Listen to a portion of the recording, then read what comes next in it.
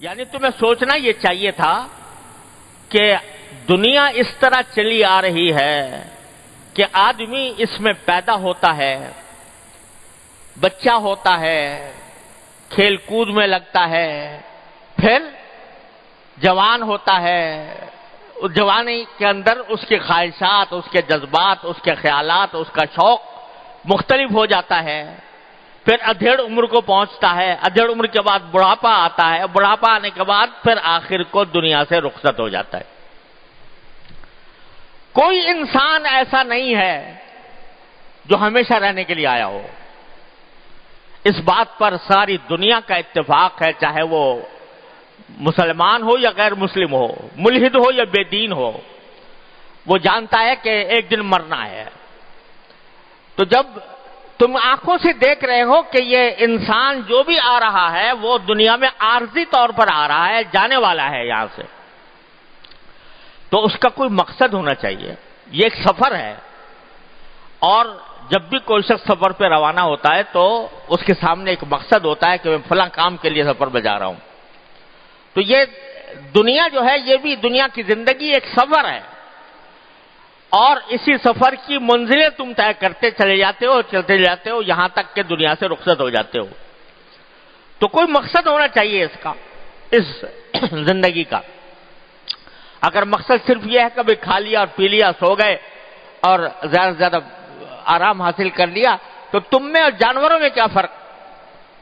جانور بھی کھاتے ہیں، پیتے ہیں، جانوروں کو بھی اللہ تبارک و تعالیٰ رزق عطا فرماتے ہیں، جانوروں کو بھی اللہ تبارک و تعالیٰ بہترین لباس دیتے ہیں۔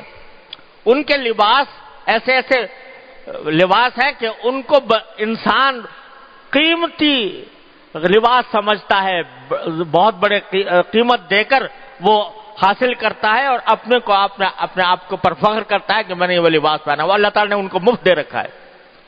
تو کھانا ان کا، پینا ان کا، رزق ان کا، لباس ان کا، سب کچھ اللہ تعالیٰ نے ان کو عطا فرما رکھا ہے۔ وہ اگر زندگی کا مقصد یہی تھا تو پھر تم اشرف المخلوقات کیسے بن گئے؟ اور پھر اللہ تعالیٰ نے ان ساری جانوروں کو تمہارے لیے مسخر کیسے کر دیا؟ ایک چھوٹے سے چھوٹا بچہ جو ہے وہ گھوڑے کے منہ میں لگام ڈال کر اس کو جہاں چاہتا ہے لے جاتا ہے۔ کبھی گھوڑا پلٹ کر یہ نہیں پوچھتا کہ میں تم سے زیادہ طاقتور ہوں، تم میرے اوپر سواری کرتے ہو، مجھے خدمت میں لگاتے ہو، مجھے چاہیے کہ تمہاری خدمت حاصل کروں، کہ تم کمزور ہو، میں طاقتور ہوں۔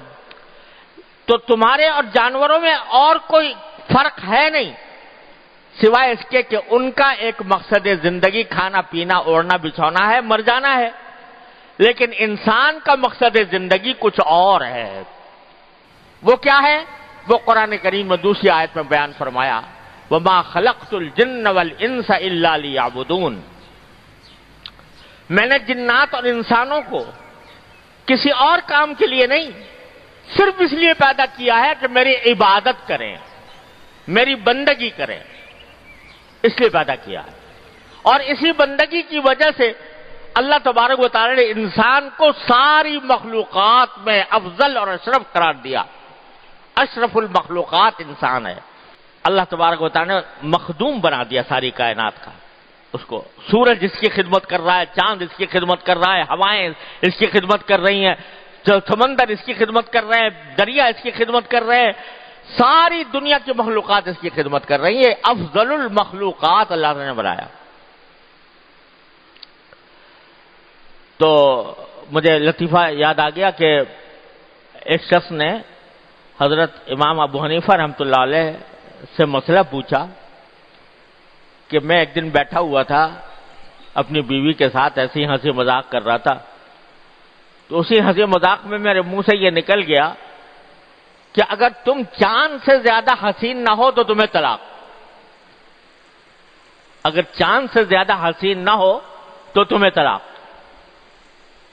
اب وہ کہہ تو دیا زبان سے، لیکن اب پریشان ہوا کہ یا اللہ میں کیسے ثابت کروں کہ میری بیوی جو ہے وہ چاند سے زیادہ حسین ہے؟ تو یہ تو بات ایسا لگتا ہے کہ طلاق پڑ گئی۔ تو حضرت امام ابو حنیفہ رحمۃ اللہ علیہ کے پاس پہنچے اور جا کے کہا کہ حضرت مجھ سے ایسا کلمہ منہ سے نکل گیا ہے، تو کیا میری بیوی کو طلاق ہو گئی، میرے لیے حرام ہو گئی؟ تو حضرت نے جواب میں فرمایا کہ نہیں نہیں، کوئی حرام نہیں ہوئی، تمہاری بیوی انسان ہے، اور قرآن نے کہا ہے لقد خلقنا الانسان فی احسن تقویم، ہم نے انسان کو سب سے زیادہ حسین صورت میں پیدا کیا ہے، قوام میں پیدا کیا ہے۔ لہذا کوئی بظاہر دیکھنے میں کیسی بھی ہو عورت، لیکن وہ چاند سے زیادہ پھر بھی حسین ہے، اس واسطے کہ اللہ تعالیٰ نے اس کو فضیلت عطا فرمائی ہے، اس کو جو حسن عطا فرمایا وہ اللہ تعالیٰ کا عطا فرمودہ ہے۔